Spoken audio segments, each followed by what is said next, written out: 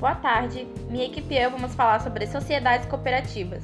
A minha equipe é composta de 8 integrantes: Ana Paula, Hélio, Érica, Lorena, Jair, Matheus, Nezenilda e eu, Tainara.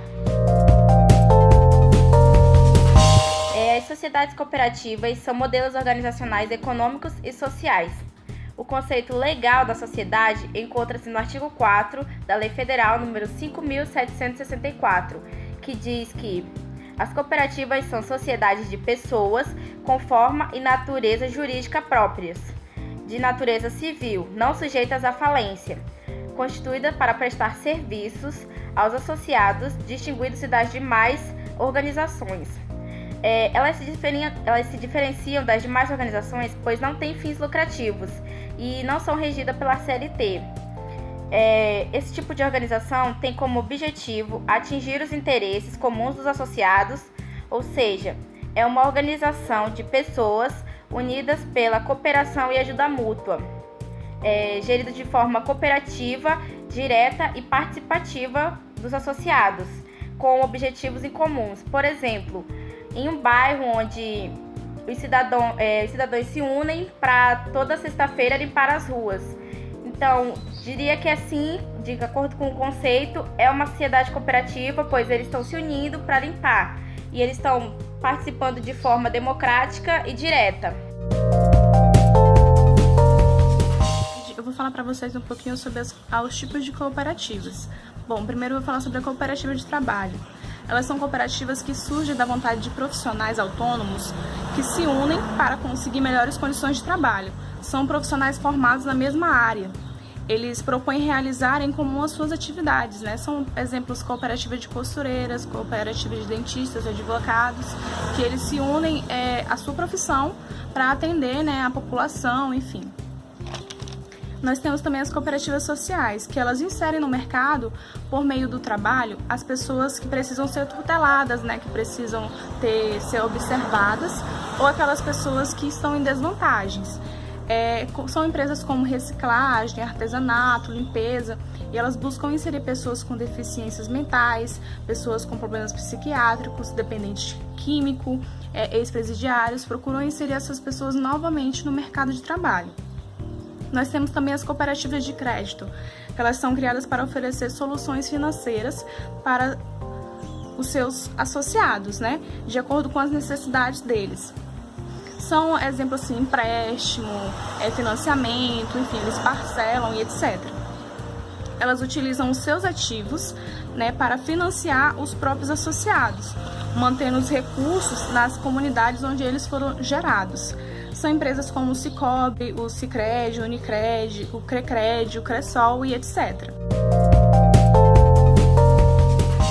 Características da cooperativa são sociedades de pessoas que têm duas acepções. A primeira delas a distingue das sociedades de capital. Nas sociedades de pessoas, a característica da pessoa é imprescindível para sua formação e constituição de pessoa jurídica, conforme o artigo 3. E dessa forma, as características da pessoa é aquela que permite que contribua com os bens ou serviços para o exercício de uma atividade econômica. A acepção das características da cooperativa do termo sociedade de pessoas diz respeito ao emprego das pessoas como fundamento dos institutos da sociedade. Por exemplo, o quórum de instalação e deliberação nas assembleias é baseado no número de associados e não no capital. A instituição de resultados não é com base na capital e o próprio conceito de sobras, em diferenciação ao lucro das sociedades empresariais.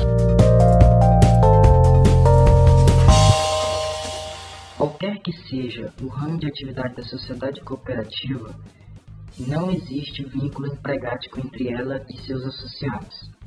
Se uma cooperativa, mesmo tendo sido regularmente constituída, não atender os princípios basilares do cooperativismo, expressos na Lei 5.764/71, principalmente o objetivo de atender aos interesses dos associados, mas funcionar apenas como intermediária da mão de obra.